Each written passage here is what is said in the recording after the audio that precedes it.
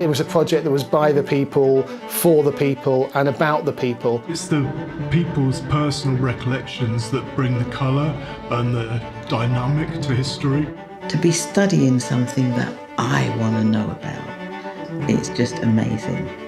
Tomorrow's Built Today. Lewisham Underwater. A Caribbean Couturier in Lewisham. Where to Now the Sequins Have Gone. Invisible Labour. Pioneers and Protests.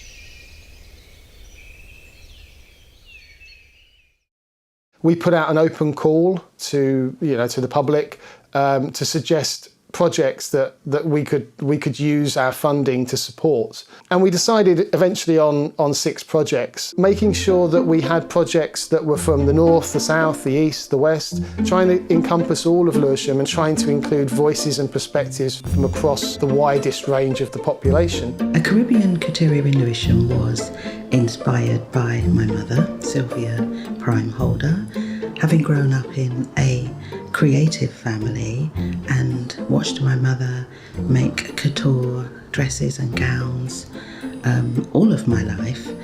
I felt that all of the wonderful memories I had of amazing garments that we used to wear when we first came to live in London, none of them were recorded anywhere.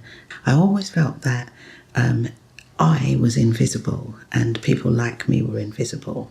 And as a fashion scholar myself, I think it's important that my culture is represented in what I do.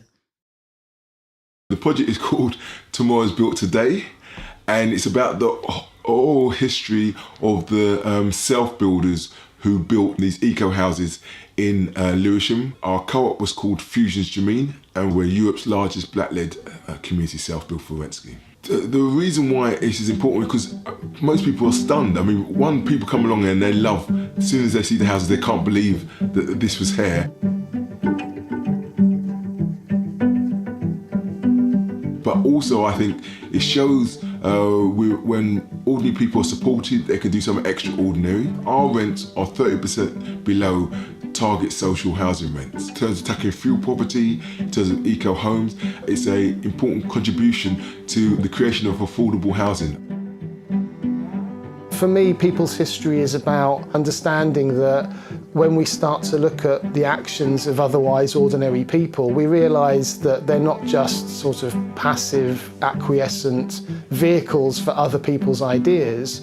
Everyday people have played their part in some of the most significant events in Lewisham's history. My name is Beverly Glean and I'm the Artistic Director of Irie Dance Theatre. The project was based around the Black People's Day of Action, which took place in March 1981 as a result of the new crossfire that happened in the January of that same year. In 2007, we moved from the Albany to the Moonshot Centre. The building was founded really to cater for the unmet needs, particularly of Caribbean children in the community. The centre was the first place that meetings were held after the fire itself, where the local people really wanted to come together to strategise. Because it was for the Borough of Culture and it was about trying to represent the whole of Lewisham, we wanted to make sure that the black communities of Lewisham were represented, that LGBT communities were represented.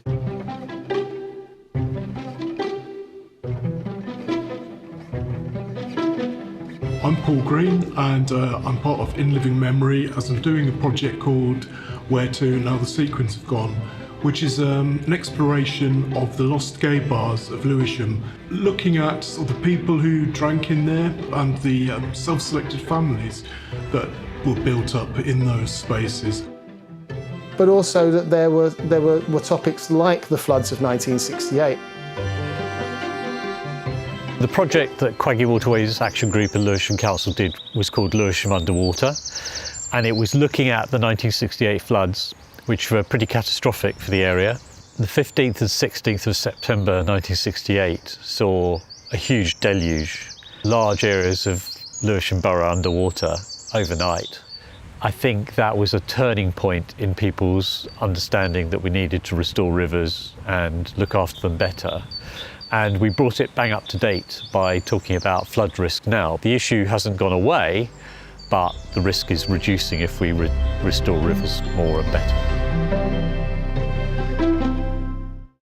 So across the year, these 6 projects have engaged in a huge range of different outreach, public engagement activities, ranging from quite in-depth oral histories. We did 3 key interviews. One was with my mother, obviously, because she was the inspiration for the whole project. Another one was with a lady, Sister Butler we called her, and an old gentleman, Leo Ford. We got them to tell their story, where they came from, where they learned their skills, what they did, how it was coming to England. We felt it was important to engage the local community, in particular young people, and also our elders as well, because a lot of them had experienced the fire and the day of action. Most of the organisations have participated in some form of wider engagement to collect people's memories, appearing at events like People's Day. The inspiration for the project is an exploration into Lewisham's heritage around family making, community action and maternity services. People's Day was great. I worked with Gillian Rodney, who is a local artist. She had this brilliant idea of making a placard that said, "Do you remember your midwife?"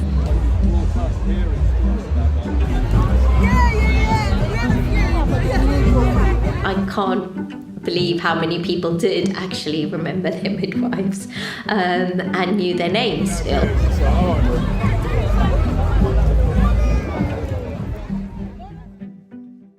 Being part of the Borough of Culture, one of the really important things for us was that there were cultural outputs from each of these projects.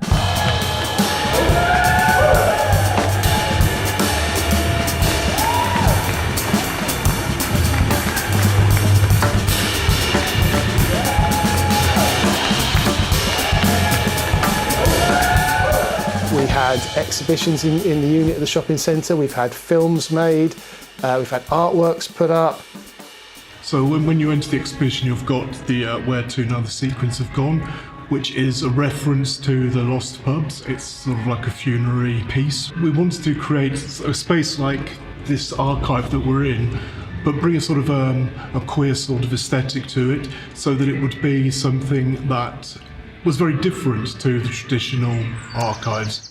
One of the projects that we did as part of Lewisham Underwater was a bit of a joke, actually. I kind of said, why don't we do a flood beer? The council seemed to think that was a brilliant idea and set about looking at it, and we teamed up with Brockley Brewery and they brewed a special fresh hop beer. Because you see a lot of hops growing on the river. That connects with history of the area, because a lot of people used to go hop picking to Kent. So we've got the film, we've got the photo exhibition as well, and each person's individual story is told on that, and people could just see we're ordinary people, we're not superheroes, but we did do something that is absolutely fantastic. And also there's a whole generation of people now in housing need who want to hear these stories. When we showed the film, they were saying they were really inspired by hearing the stories of ourselves.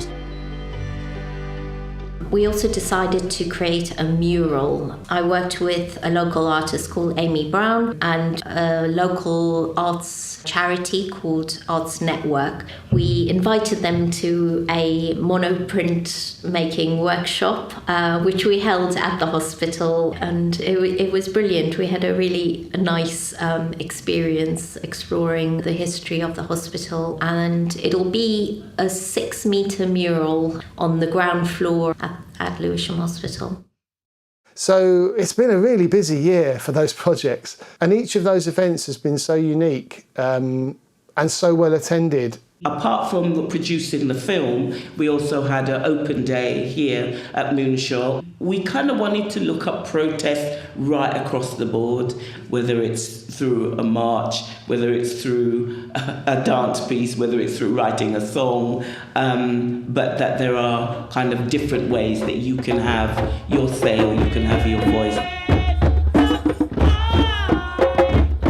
We've recreated a bedsit that my mother and my family lived in when we first arrived in England. This tiny space that a woman would have lived in with her family, and it would have been our family dwelling, but it was also her workspace. There were some people that came in. One in particular, a lady walked in and burst into tears because it was her mother's bedroom and her mother had not long passed. And then the final big output was our People's Fashion Show.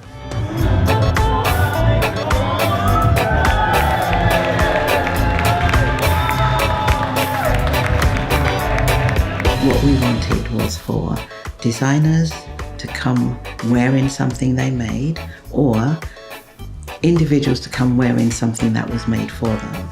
It was really nice to be able to put a visual towards what I have been saying throughout my project, which is that the Caribbean people that came to live in the borough came with great skills, and although lots of them had to work for factories, lots of them were, in effect, couturiers, even though they would not have had that title.